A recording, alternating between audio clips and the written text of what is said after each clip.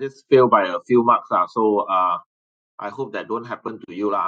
So just take care because out of the 16 question, 15 are MCQ and true and false. That one I cannot do anything. If you get it wrong, you just get it wrong. Can see that? All right. So those are the things. Okay. Now, you got any questions? You can just jump in or just ask me any point anywhere. Okay. This is an individual project. Okay. So everyone have to do. It's on due date is week 3. Right. The weight is 25%. Okay. Due date. Yeah, it's on the 20th of May. Okay, Dropbox submission. Okay, now this is what is this? Let me see. Okay, now this individual project provides opportunity to apply knowledge and research skill in examining the role of subsidy and infant industry support in various order to examine how government can effectively support new ideas, products, industry that can substantially reduce pollution and emission. Okay, so this is the keyword. All right, so what do we want to do? We want to reduce emission. Okay, now how do we reduce emission? Now to reduce emission, we are talking about CO2, carbon dioxide mainly. In order to do that, government have to come up with policies. Okay, now these policies either to restrict, okay, polluting industries like tax and all those things or the policies are meant to encourage new, or in other words, clean industries. Okay, so those clean industries or new industries can actually replace the existing those polluting one. So for example, let's say solar panel. So we want more industries to adopt solar panels so that we don't have to generate electricity using dirty sources like coal. Okay, like what else? Hydroelectric is actually quite, it's not bad. It's not how to say, not doesn't give off emission that much, but it is actually bad for the water and all those things. And some more, you cannot really find hydro is suitable for hydro. But hydro dam also got a lifespan. After 10 years, the generation of electricity will go down quite a lot. So it's less efficient. Okay. So things like solar panel, things like what else is clean? Okay, nuclear energy, right? So this is clean. Okay, so how do they generate this? But this is just examples. You can find your own industry, any particular industry, let's say EV industry what else? Whatever green industry you can think of Okay. Recently, in Jeffrey Chia, there was one in one of the Jeffrey Chia event. There was one guy who presented his company. His company is to grow what do you call that? Grow flies. Flies, right? So basically, before they become flies, so these flies will have to lay eggs, right? So these eggs eventually will become something very, I don't know, maggots, yeah, maggots. Okay, so apparently maggots are a very, how to say, they are very good in terms of recycling. Okay, a lot of any rubbish, waste, food, you just throw, the maggots will just eat everything. Okay, and then these maggots, they can also use the maggot for fertilizer, for many things. Okay, so how do we encourage this kind of industry so that more people will do this? So if we have less waste, then it's better for the environment, right? And we can convert waste into something that is positive, something that people can use. Okay, so generally, but to do that, you need a lot of investment, right? So, and you also need a lot more, what do you call it, research and technology, research and development, so that you can improve on the technology. Okay, so in the past, I'm teaching this for the third round already, international economic analysis. So many students will choose EV. Okay, now you can choose EV, but try to do something new. Okay, so what happened is, of course, your marking will be more strict because you are comparing with others. So if you can choose something which is different from others, then probably your marks will be higher. Okay, so let's continue with this. So the first sentence here is everything already, more or less. So what you need to do is you have to choose at least 2 countries, right? And maybe choose 2 industries, right? If possible, these 2 countries use the same industries, right? So what we do is you have to look at the policies of these countries, how they encourage the new industry. Understand? How they encourage the new industry so that we can reduce the emission. Okay, now the background of for knowledge in this is actually next class. So next class, we're going to study something called externalities. All right, so these are negative externalities, pollution, right? So they are going to be underproduced, or maybe positive externalities. For example, this green technology, they are not only good for the company, right? But they are also good for the third party. That means the environment, for other people, all these things are. So how does the government uses subsidies, protection, or tax exemption, all sorts of things. Okay, so you are supposed to look at the subsidies and look at the effectiveness of the subsidies. That means after they presented already, after they have the policy, how much they can reduce the, what do we call it? How much they can reduce the, how many people took up the initiative, how many people go and invest, and how much carbon emission it has been reduced. Okay, now, right? So for example, Malaysia, I think we have quite a clear policy to encourage solar panel. Okay, so what happened is a lot of factories today, they have already adopted, they have invested in solar panel, right? And then their electricity, they pay a lot less because now they're using the solar to generate. Okay, so you can also discuss the challenges, the problem. Okay, is it too expensive? Maintenance unforeseen. What is the lifespan? So compared to the current electricity, how much is it? So all those things you can talk about in this report. Okay, so demonstrate your understanding of negative externalities. So if it's green technology, it will be positive externalities. So don't worry about this. It can be positive externalities. Investigate existing practices in various countries that can illustrate the role of innovation and government assistance can play in reducing pollution and CO2 emission. So this is just a repeat of what I said just now. Any questions? No, Okay, so learning outcome demonstrate conceptual and practical understanding of externality and specificity rule in climate change. Okay, so this again, we're going to study tomorrow. Specificity rule, that means if you have a problem, you have to be very specific to tackle just that problem. That's the meaning of specificity rule, right? So for example, let's say we have a sunset industries.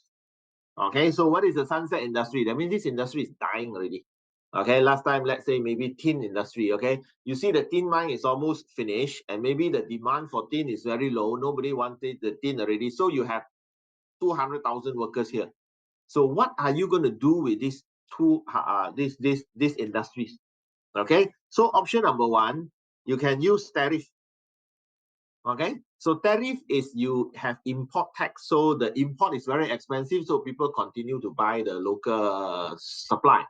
Okay, number 2, you can use subsidy, right? Or you can use quota or subsidy. Subsidy, that means you subsidize the industry. You know they are making losses, so when you subsidize, they don't make losses, at least they can survive, right? But this is not very how to say, this is not very sharp. Okay, this basically is very blunt. Why very blunt? Because when you use tariff, it also affects other parts of the industry, or you use subsidy, it also affect other things. Okay, now what you should do, it's basically we have very specific program.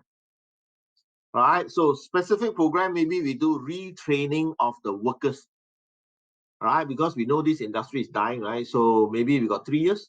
So we train these people, we help them to move into another sector so that they can continue having a job.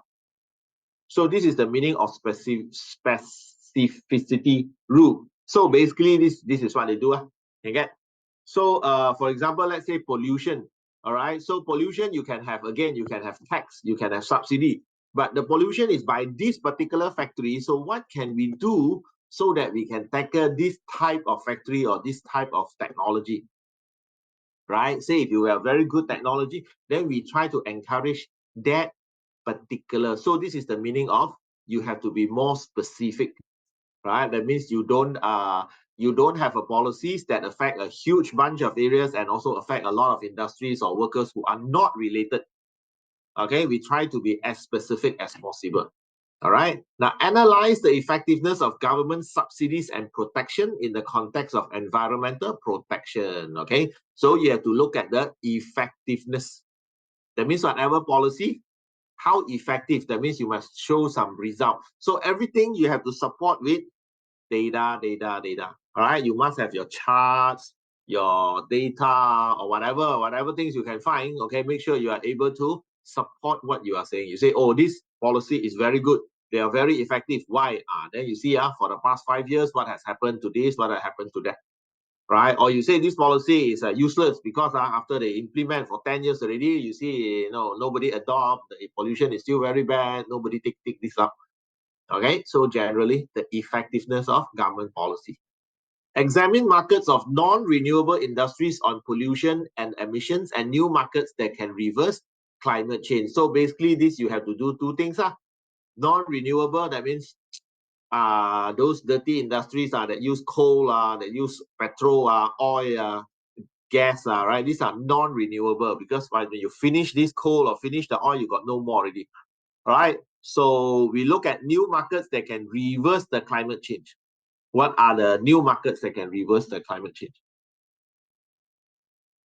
Okay, any questions so far?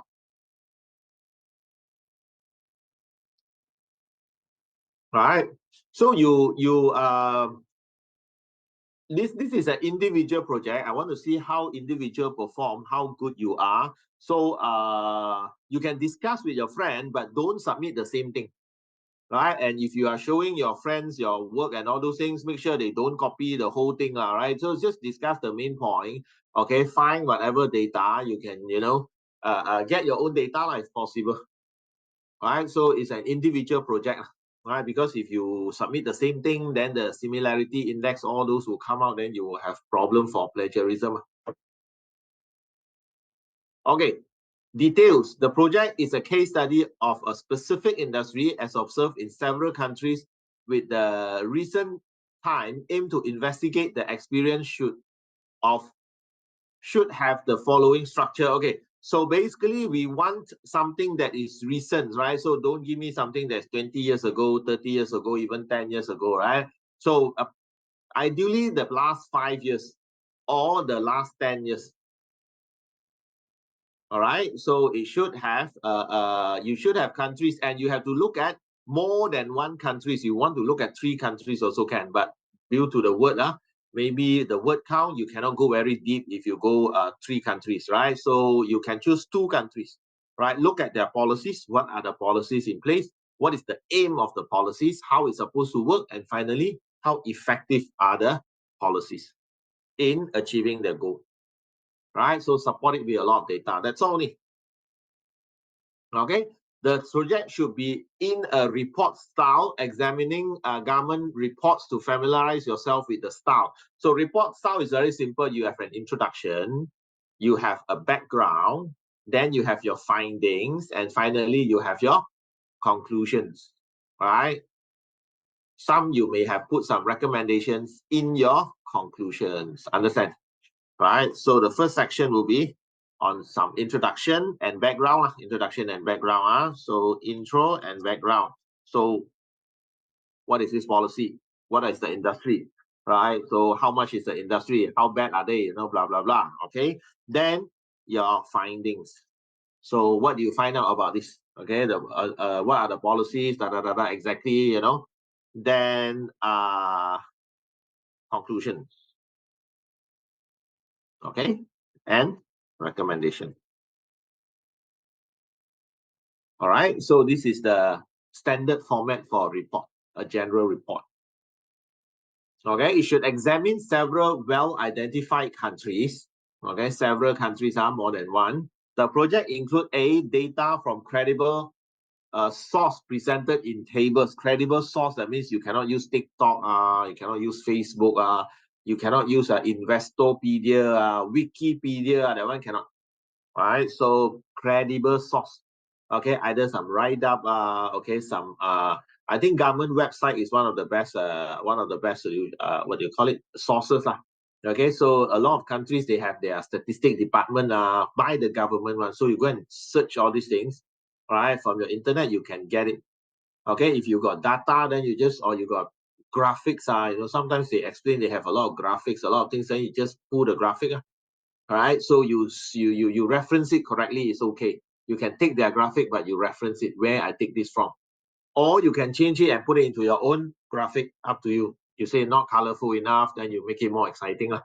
Okay, credible source presented in tables, your own graph constructed in Excel, or this one doesn't matter, you can cut and paste, okay, for your graph, all those things you cut and paste. A bibliograph, at least 10 references, right? All A, B, and C attract marks. Okay, so you have to take at least from 10 different references. Okay, so the industry's product or process should be fully described with actual data. Government policies, subsidies, assistance, etc. should be documented with data and accurate description for specific countries. So you say this government is doing this to encourage whatever industry. So what are they doing specifically? What are they doing? All right, if they give subsidy, how much? How do you qualify for that subsidies? How is the process? Everything. The project ought to relate to insights in BO 3430 study resources, in particular to externalities, subsidies, infant industry arguments. So all this we're going to do tomorrow and on Thursday. Right, where appropriate diagram should be used to illustrate theoretical argument. The project is worth 25% of total assessment. All right.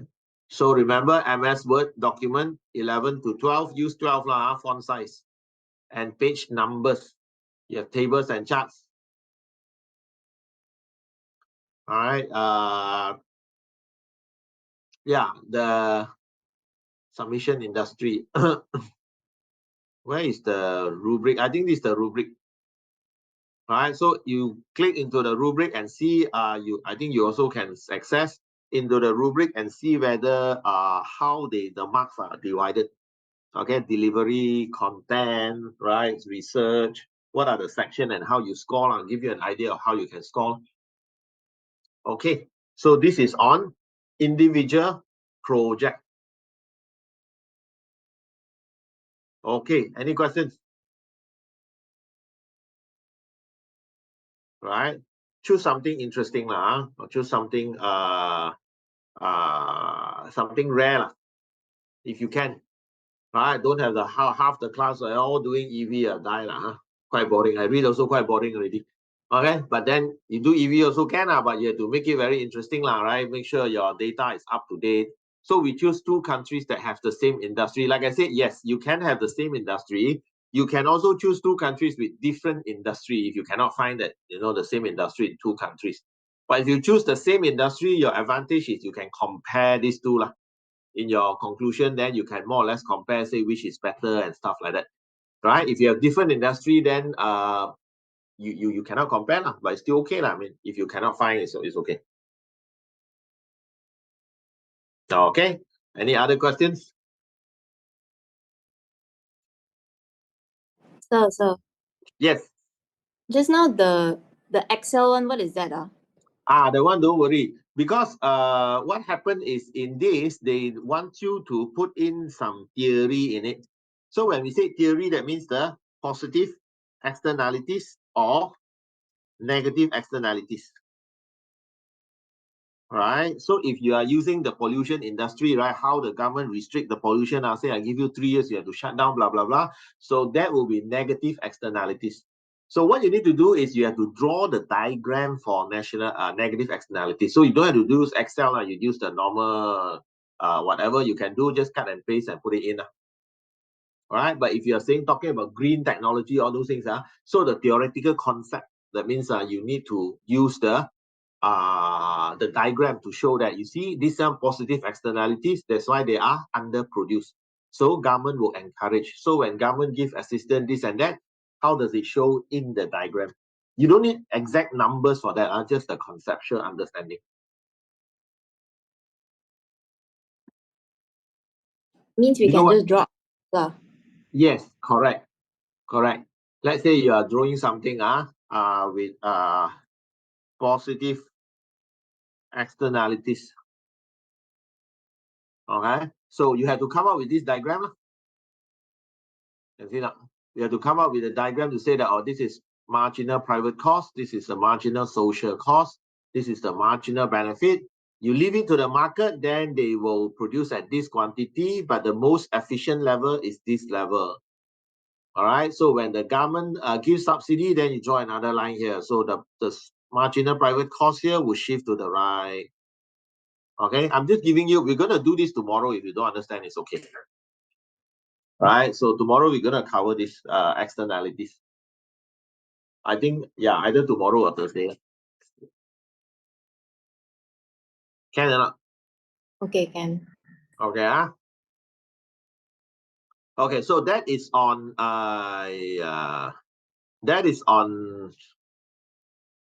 this lah. All right.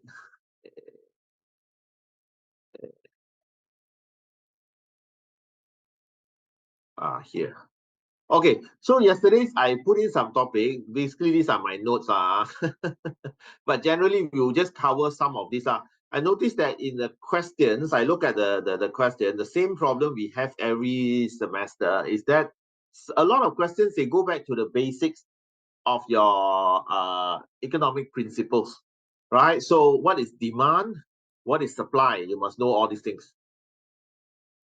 All right, so demand, supply, and the equilibrium. Okay, so what happened is, how do we have what do we call it, price equilibrium? Right, so demand and supply, you add together, you put them together, you have equilibrium lah. Okay, then we have PED and PES.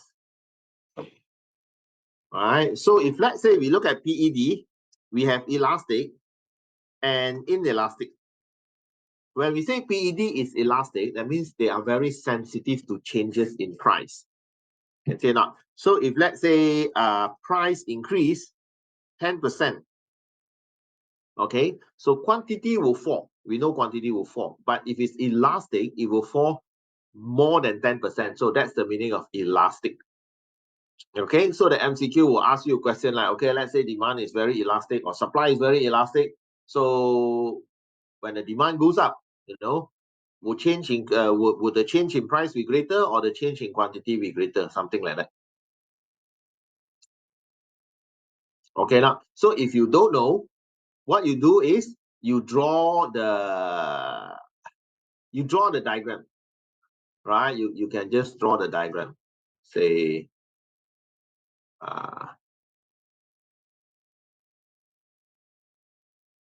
right here.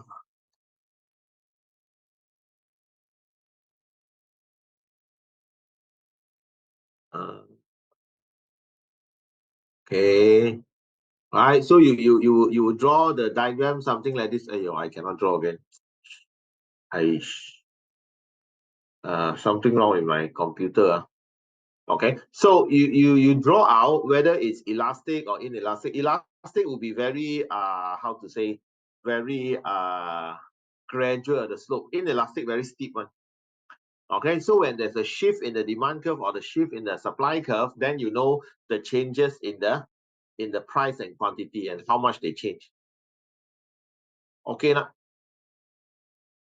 right? So that will be on PED, elasticity, and inelastic. Now, why we study all these things is because later when we study the monopolistic competition and all those things, they actually use the elasticity and inelastic.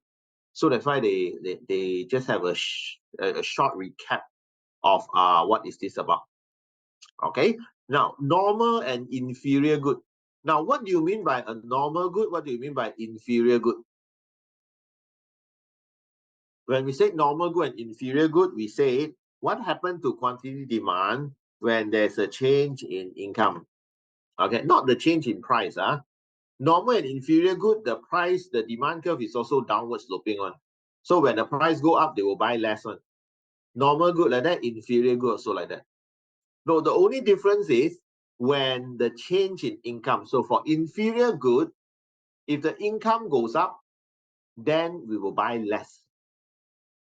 Okay, now, for example, the cheap margarine, maybe the cheap motorcycle, or the cheap cars, So when the income goes up, we don't want to buy that cheap car anymore.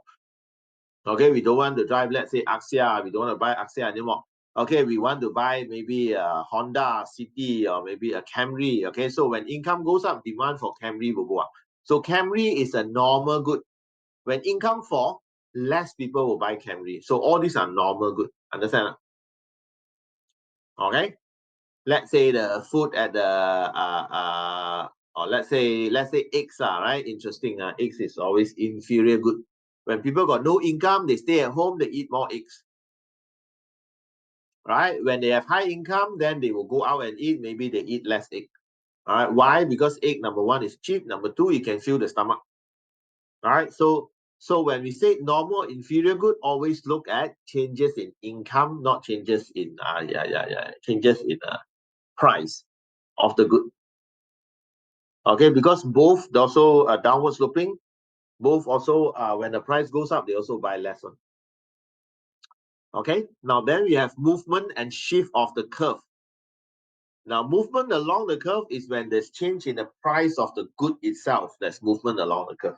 Shift of the curve, all other factors, the entire curve will shift. All right. So complement and substitute. What's the meaning of complement?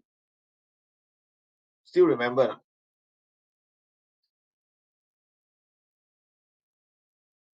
Yes. Let's see, Angel. What are complements goods?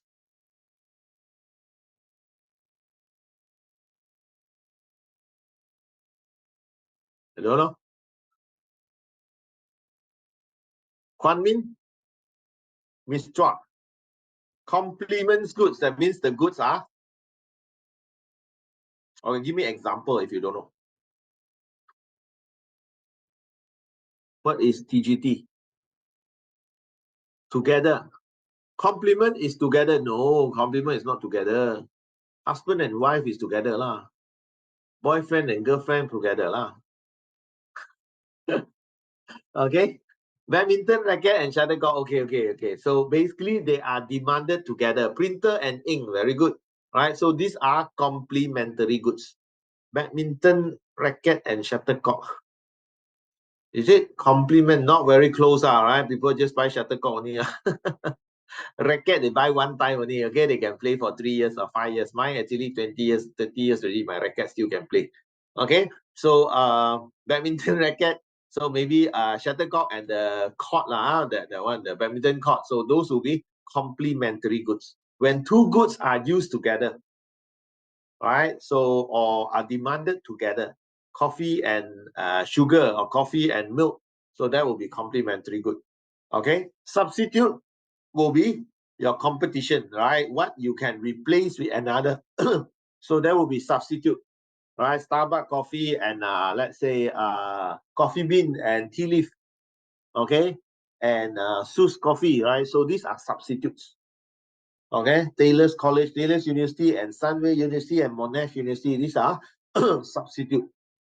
Okay, so when the price of a complement goes up, what happened to the price or the equilibrium of the other product? Right, let's say coffee and let's say okay, let's say we use your example but printer and ink. Okay, let's say the price of printer goes up. So this is substitute, this is complement, right? The price of printer goes up. So ink demand will be higher or lower? Ink demand will be lower, isn't it? Right? So because the price of printer is higher, less people buy printer. So when they use less printer, they use less ink. So demand for ink will go down. So this is what happened to complementary. All right, if let's say substitute Coke and Pepsi, if the price of Pepsi goes up, demand for coke will go up. Correct or not? Price of coke will also go up, probably. Okay. Okay. Any questions so far here?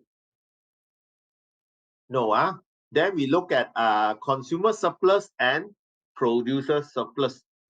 Right? So what is consumer surplus? Let's see who. Evelyn.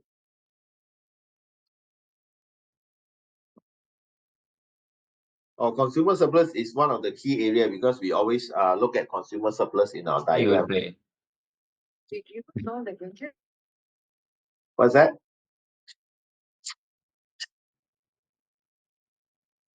No, Evelyn?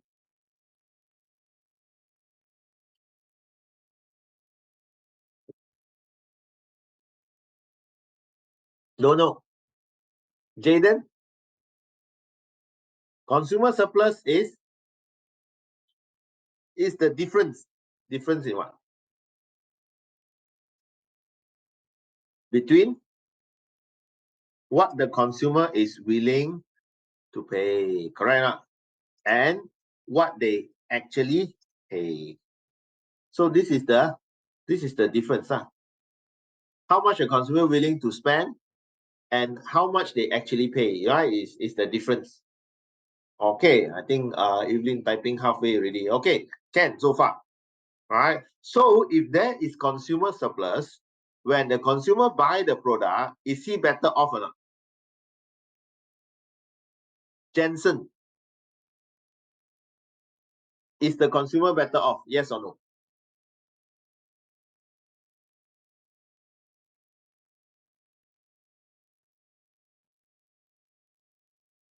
If let's say you buy something and there is consumer surplus, you walk away happy or not happy? Jensen?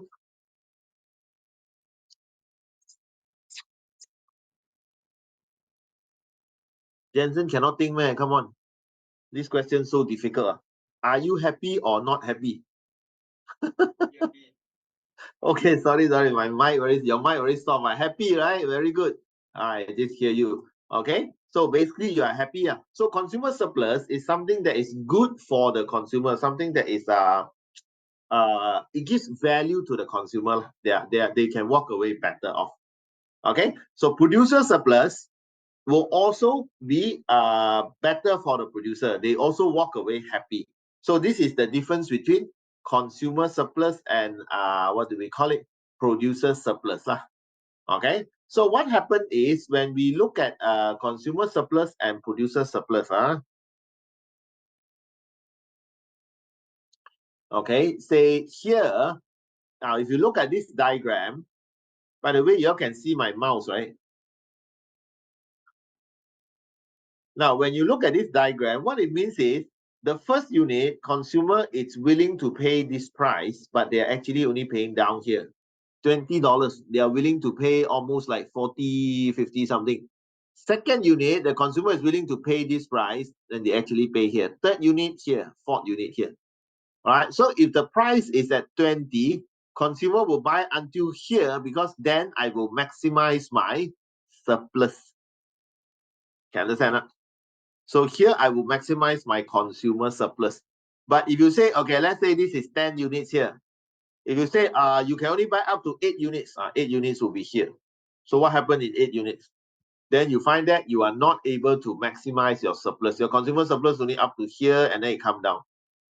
Right? Up to here, then it come down. So this part will be missing. So to maximize, you have to go until the price equals to the last unit. So no more consumer surplus ready. All right. So the producer surplus will be the other side. So this will be the maximum consumer and producer surplus. Okay now. So if let's say you have this is the maximum one. All right, maximum consumer surplus and producer surplus. All right. So if you have how to say, if you limit people, right, you cannot use up to this quantity, you can only use up to maybe this quantity, then your consumer surplus will be reduced by this two little triangle. Consumer and producer surplus will be reduced. Okay, now. Right, so that is the consumer surplus and producer surplus. Okay, who is next? Jia Hui. Now, if I want to find out the consumer surplus, let's say you lah, okay, let's say you like to drink Coca-Cola. Okay, so I want to find out the consumer surplus that you enjoy for Coca-Cola. Can or not? What information do I need? Yes, The demand, the demand and supply, supply. No, we only need price. yes, we need two information. Number one, what is the price? And number two, what is the amount that you are willing to pay, correct? Right? Yeah. So we need to know how much you're willing to pay for the first can of Coca-Cola. Okay, and what is the price? So if the first can you are willing to pay $5, you find it's okay because you like Coke so much, but you're only paying two. All right, then your consumer surplus will be $3. Now, for the second can, you are only willing to pay, let's say, $2, and the price is still two. That means the second can will not bring you any consumer surplus. All right, the third can, you want to vomit already, right? You are not willing to pay any money. If the price is still two, then that will minus from your original consumer surplus. Right? So you're not going to spend on the third can. The most you drink is maybe two can, although you like it very much, but there's only so much sugar you can drink. Then that is the consumer surplus lah. Okay. So in the economy, consumer surplus and producer surplus is just a concept. Most of the time I don't think we can actually find out how much exactly people are willing to pay for that thing, because people are complex, right? Same thing for the producer surplus, right? But it is a concept. Okay. Now, so done now, the first one.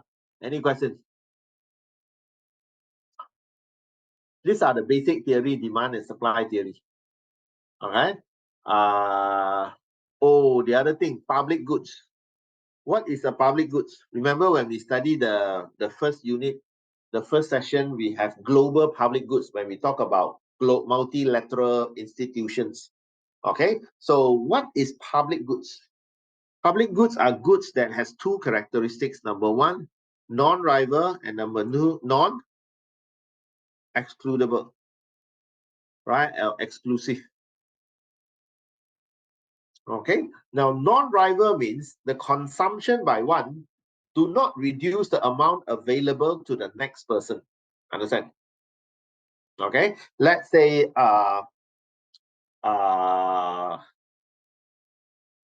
okay, let's say you go to a waterfall. Okay, you play. Okay. Now, after you play, the next person come to the waterfall. He also can play, right? So it doesn't reduce the amount. It's still the same, right? The third person can come. The fourth person can come. Basically, it doesn't reduce. But up to a point, right? Up to a point, maybe it become very congested. Then it become rival. Okay. Let's say another example. Let's say the one we always use is radio frequency. So radio frequency is non-rival. So if let's say you want to listen to, I always listen to, let's say BFM 89.9. So how many people can listen to BFM 89.9? Yes. So you have, let's say in Malaysia, there are 100,000 in the morning.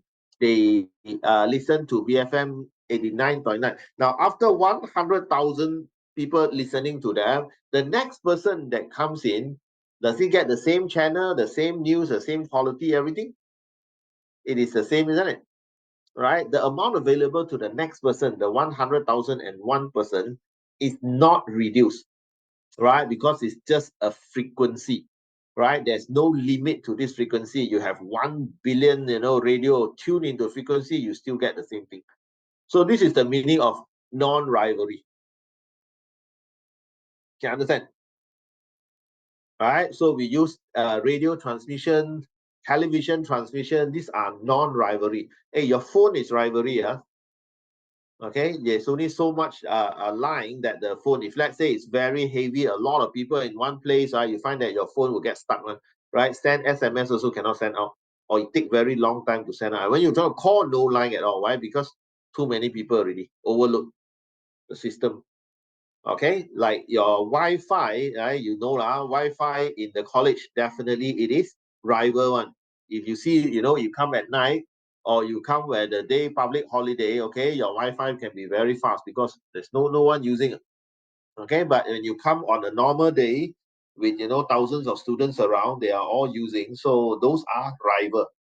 Okay, now non-excludable means you cannot stop. Once you supply, you cannot stop anyone from using it. Anyone who want to use it, they can use it. Okay, so you can't stop, right? Let's say your army. Okay, so your army is there to protect the country against the let's say foreign invasion. So you don't want other countries to attack you. You have the army.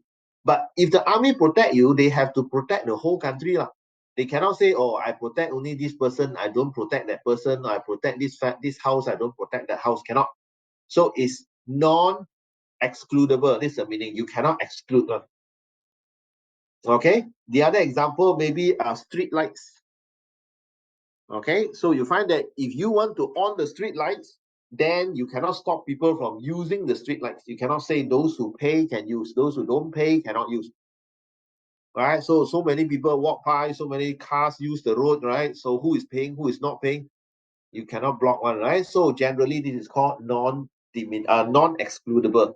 Now between these two, the problem will be non-excludable will be the problem will be non-excludable because we will have something called a free rider problem.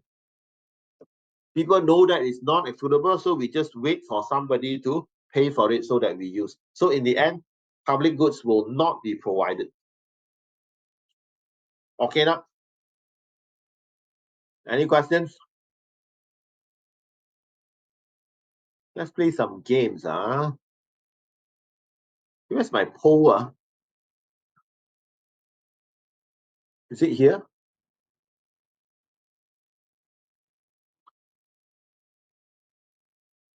How do I create a poll, anyone? Cannot do it here. Have to do it on the phone, is it?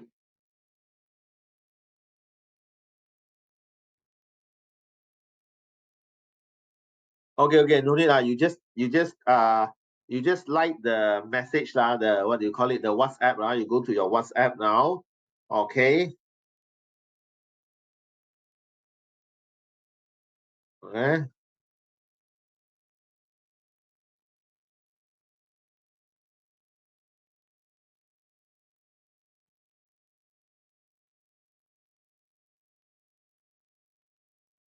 Okay. Now, out of these three things, public telephone, public toilet, public bus, which one is public goods? You can take more than one. Which is public goods? Okay, you just like lah. Come. Hey, click lah. Come on. Nobody said public phone is not public goods. Public bus is not public goods. Public toilet is public goods. So 7 people say public toilet. Okay, 9, 10.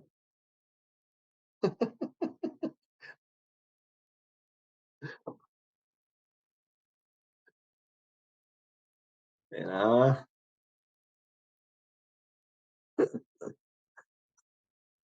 Anyone want to click this answer?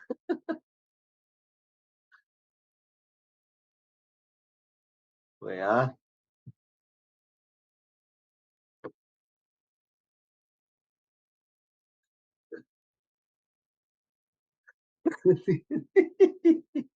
Who put this? Let's say, this fellow, let's see, Jackie. All right. Come. None of the now public phone. The first question you ask is, does public phone have what do we call it? Non-rival or not?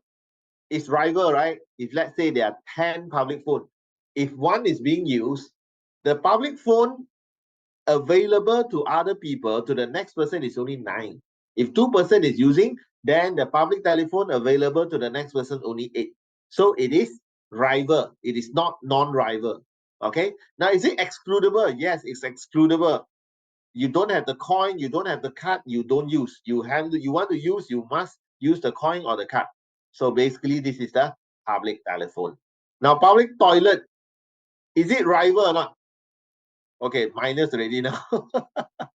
Is that public toilet is rival, right? If let's say you have 10 cubicles, 3 are using. So the one that's no need to minus lah, right? Just keep it there. Don't worry, I don't check on. Okay, so 3 person are using it, then only 7 is available. If you use one, then only 6 is available. So it's rival. Okay, is it excludable? Public toilet, you can exclude, right? You put a table outside there, you say you want to go in, you have to pay 50 cents, or you don't pay, or you don't go in, right? Or you want to go in, you must be, this and that. So you can exclude people from using public toilet, right? Same thing for public bus, lah.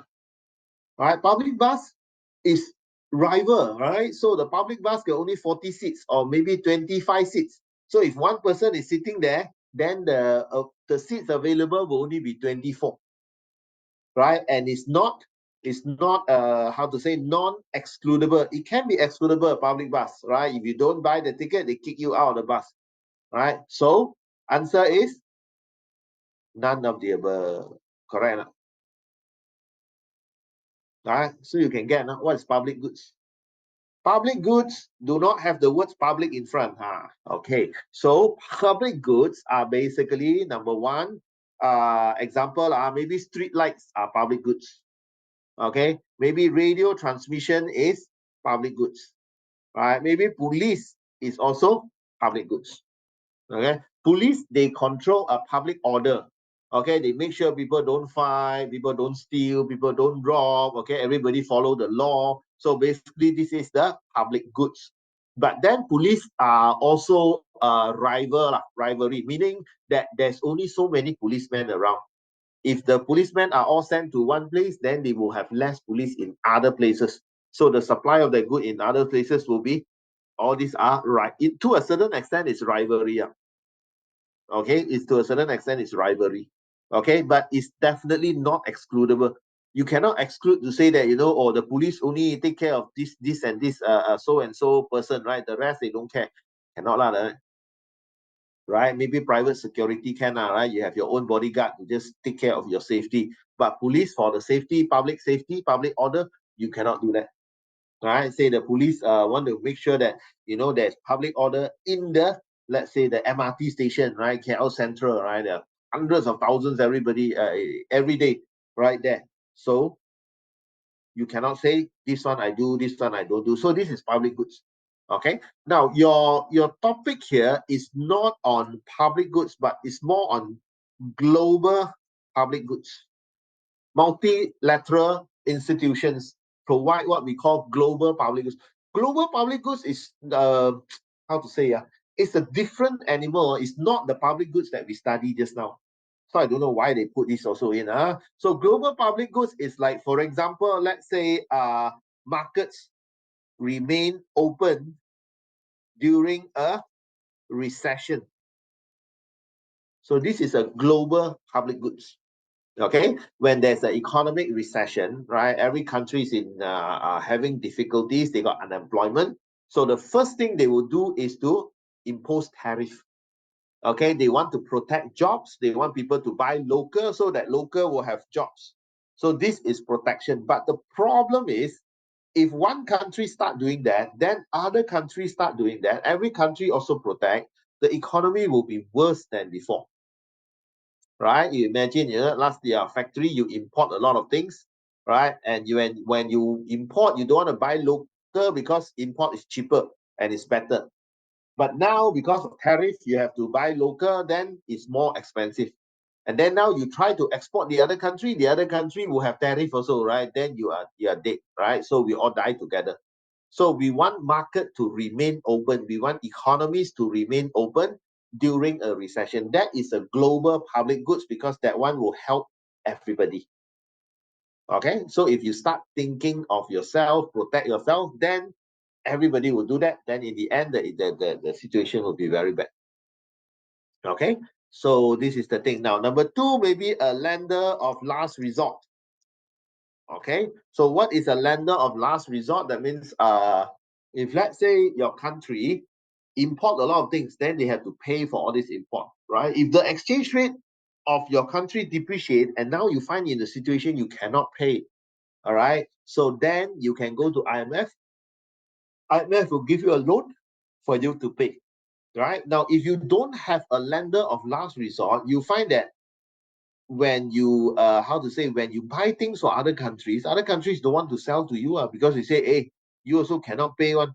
How can say that? So unless you pay me in US dollar lah. So if your currency is not acceptable and then you want to buy US dollar, your price will be very high. So you end up you don't import anymore.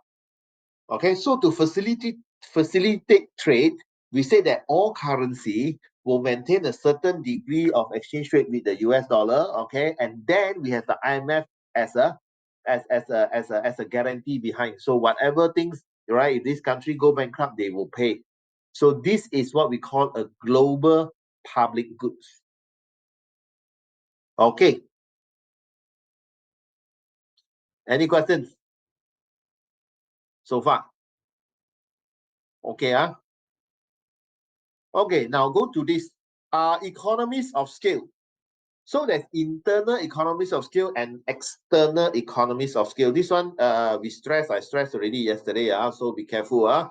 Okay, so make sure you know what is economies of scale. If economies of scale, they didn't state internal or external, just assume it is internal.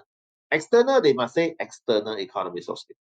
Right? So internal, very simple. It's just the fall in average cost as output increases, or fall in long run average cost. That means the larger your scale of production, the cost per unit will go down. Right? So that is internal economies of scale. Okay. External economies of scale is the average cost goes down because the size of the industry expand. Okay, the industry become very big and you are just one firm in the industry. Okay, so if the industry expand, you will also benefit. You will benefit from a lot of things. Okay, so for example, you will benefit from number one, maybe the price of raw material, okay, will be much cheaper. Okay, number two, maybe the availability of raw material will also be a lot there, right? Because you know all the factories are there, all the industries, the supplier will also move there and you will get your things cheaper lah. Okay, number three, maybe you want to get your labor, right? The kind of skilled labor you have, also there will be a lot. Okay, maybe the salary you pay will also be probably lower. You don't have to pay so much because now everybody is here, you have so much supply price. So these are all external economies of scale. Right, so these are the sources of external economies of scale lah. Okay, sources of internal, you know lah, purchasing, you know, you can buy, you get discount. Marketing, you will get cheaper per unit. What else? Managerial economies of scale. Right, so all those things are economies of scale. All right, so monopolistic and oligopoly competition. So what are the market characteristics, right, of a monopolistic competition? So when we talk about market characteristics, number one, always talk about number of firms. Number two, talk about barriers to entry. Number three, talk about product differentiation. Okay, so number of firms, it's also linked to number one, barriers to entry, and it links to economies of scale. Right, remember not, if let's say the economies of scale at very large quantity of output, then the number of firms will be very few. It's going to be oligopoly, right? It cannot be monopolistic. If the economies of scale will be fully exploited at very low level of output, then you will have a lot of small firms, maybe some big firms, doesn't matter. But there is a lot of firms. So there's number of firms. All right. Barriers to entry, important thing to know about barriers to entry again is the number of firms you have in the industry. and whether the firm can make abnormal profit in the long run. So monopolistic cannot make abnormal profit. They only make normal profit because there's no barriers to entry. Right? Any firm that make abnormal profit, new entrants will come in. Profit go down. Right? So if let's say last time you have bubble tea, right? So they're making abnormal profit, but they can only make it for maybe 1 year or 2 years.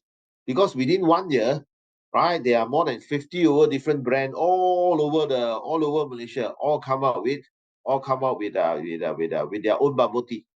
Right? So the price will go down. Eventually, they become normal profit. Right? So many of them eventually will close down. Right? They cannot survive, they will close down. So those existing ones, they can just make a normal profit. Right? So today you see I don't know you notice or not, right? Opposite the Sunway College now, they have Mission. I think haven't started. They put up the board already, the signboard. Okay. Okay, so and then you can see this Mission is very aggressive. They're opening very fast, right?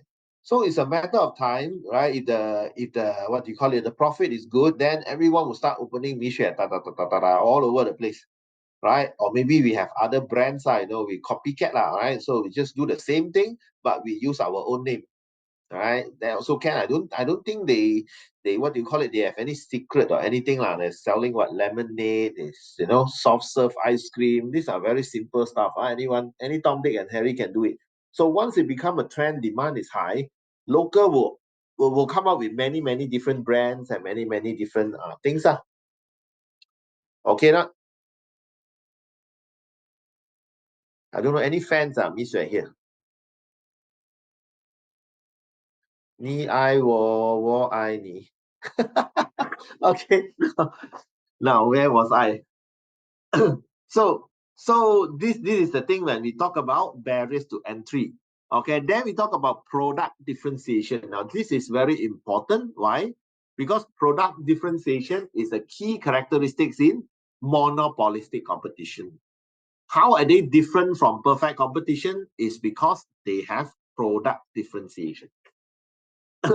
Okay, now in the in the trade theory, we always talk about specialization, comparative advantage, Heckscher-Ohlin, right? So these are all the things. So if you see this word,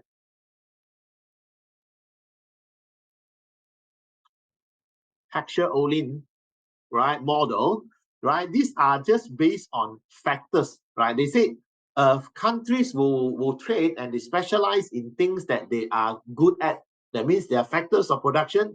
If let's say a country have more capital, so they will export things that are capital intensive. If a country that has a lot of labor, so they will export things that have labor intensive. They use a lot of labor to produce one.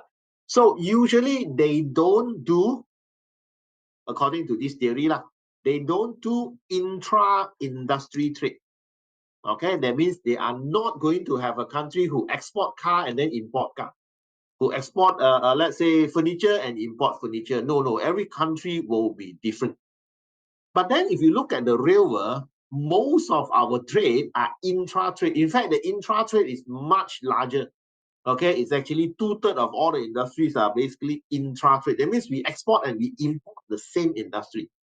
So question now is why? Okay, why do we do that? Well, because the original theory, Heckscher-Ohlin, comparative advantage, all those theory is based on perfect competition. Okay, now perfect competition, why is it so important? Because perfect competition say goods are homogeneous. That means the car export from one country or from another country, they are all the same. It's an assumption, of course, it's wrong. In the real world, they are not homogeneous. In the real world, they are differentiated products. So that's why in the real world, they are not perfect competition. They are monopolistic competition. So that's why we have a lot of intra-industry trade. You get this point? They will ask you, okay, why countries import and export the same thing or in the same industry? So this is the reason. Okay, because a lot of people, they want product differentiation. Okay, so this is the thing. So oligopoly, the same thing. You go back to number of firms, barriers to entry, product differentiation. Okay, number of firms, oligopoly, they only have a few large firms. Barriers to entry, yes, very high barriers to entry, and product differentiation. Now, one thing we have to talk about, what do we call it? Oligopoly is there's a tendency for firms in oligopoly to collude with one another. Collusion. That means they work together. Instead of competing, they work together. Okay? Now, the thing about the first point, number of firms, because they are dominated by a few large firms, the firm here will engage in what we call non-price competition. Okay? Non-price competition. Okay? Why oligopoly engage in IIT? Then you say, well, a lot of things is because of clustering, right? When let's say in one particular area, right, there is external economies of scale. So all the firms, the large firm, will all go there, and they set up their factory there. All the supplier will also go there, right? So instead of we exporting, we import from that country. Understand what I mean? Right? That means Japan, they may be producing a lot of car, Honda, Toyota, they have a factory in Japan. But then they find that in Thailand, they can produce also Honda, but at a much lower cost. So they go to, they invest in, what do you call it, in Thailand. So end up, Thailand, Japan go and buy their own car, but they import from Thailand because they're produced in, manufactured in Thailand. And see not, but why they go Thailand? Because Thailand got external economies of scale. Japan don't have. All right, so maybe Japan will shut down their factory, but they focus on maybe R&D, research and development. Okay, but manufacturing go to other countries. So this is what oligopoly do lah. Okay, so intra-industry trade, IIT and YIIT, all those things lah. Okay, benefits of trade, winners and losers. All right, so this one you must know. When a country import based on the free market, okay, do they gain or not? You say overall, yes.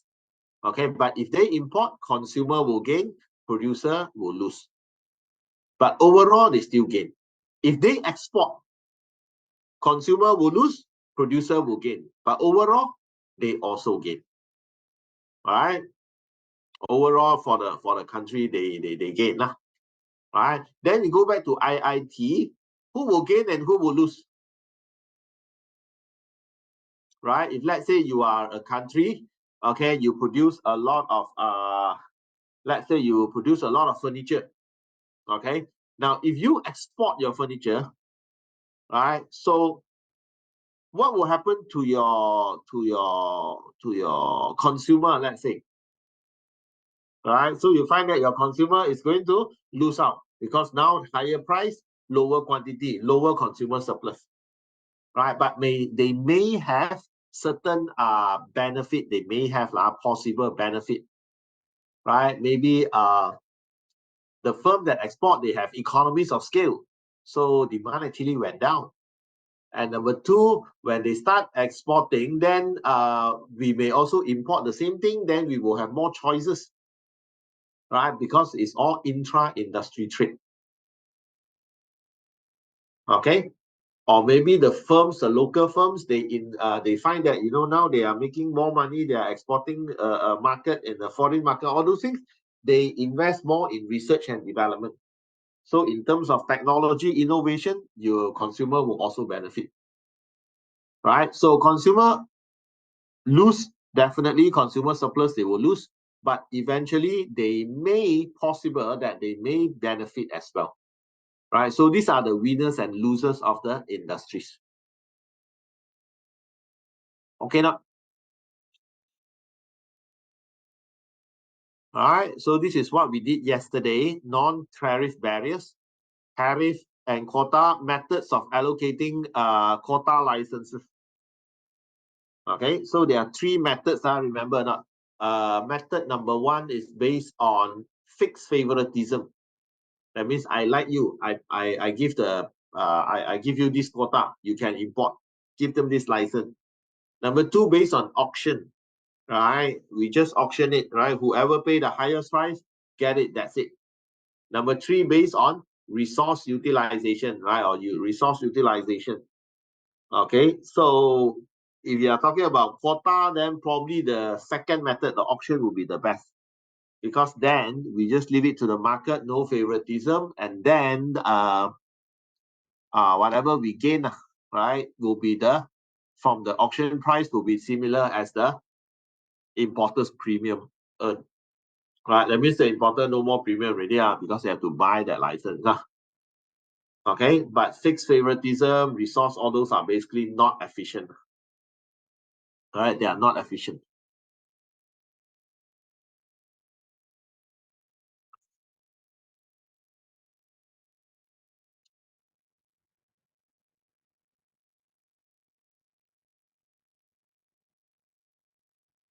Okay. Can explain the cost of protectionism again. Oh, cost of protectionism. Cost of protectionism, number one, if you protect, of course,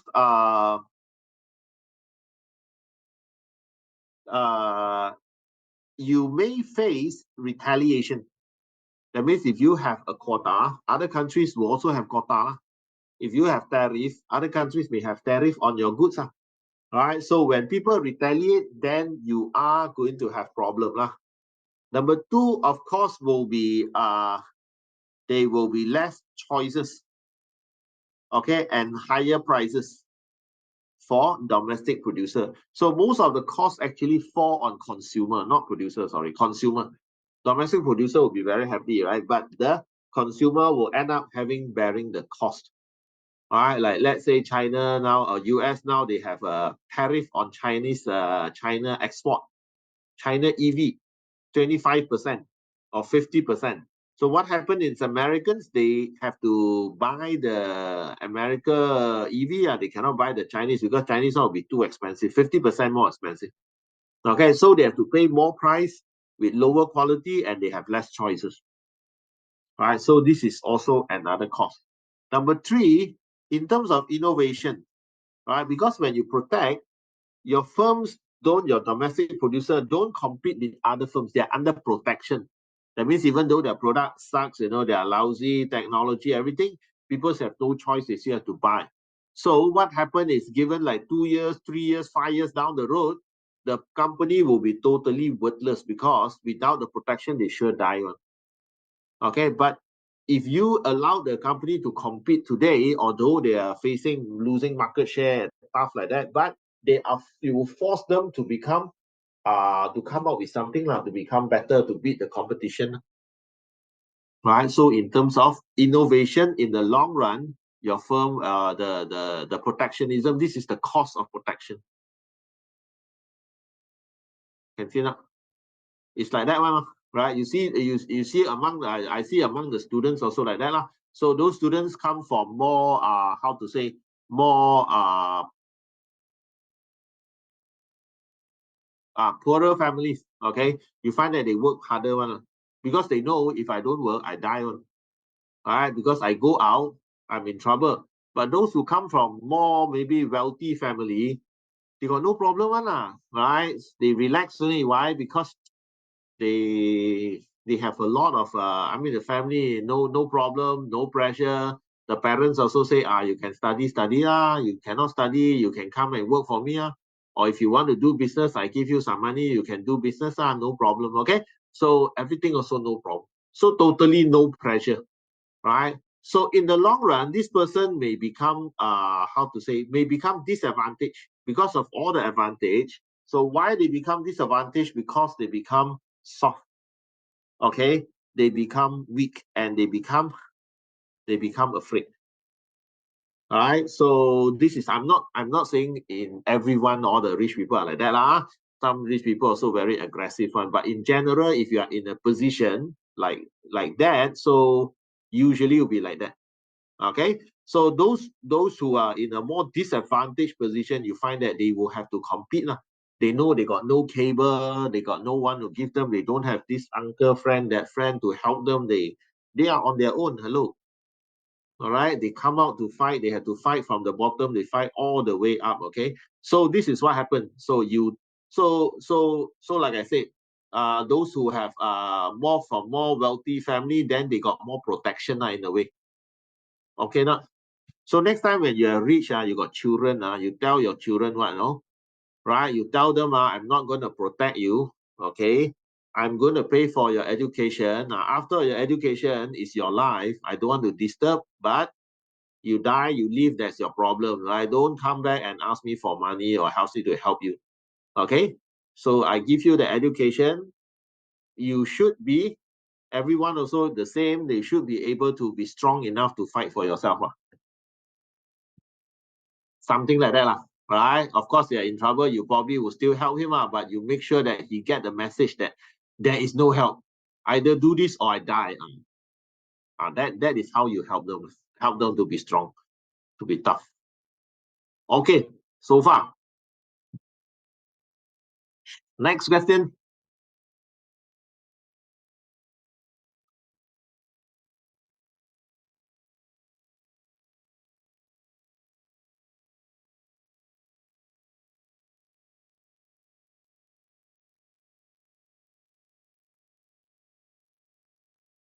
All right, VER, all this okay, All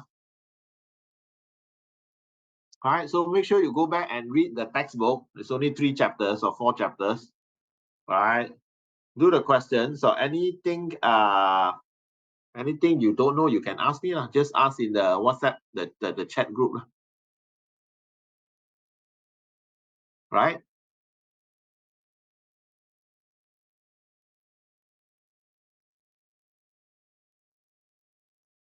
Okay, if no more questions, then we call it a day.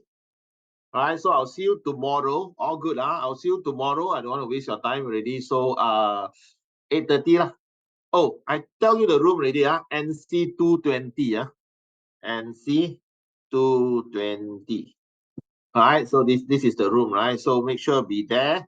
8:30 come, we'll start at 8:40. So this is first for you to set up, sit down, settle down, right? 8:40 immediately we start. All right, 30 minutes. Okay. So thank you very much. See you tomorrow.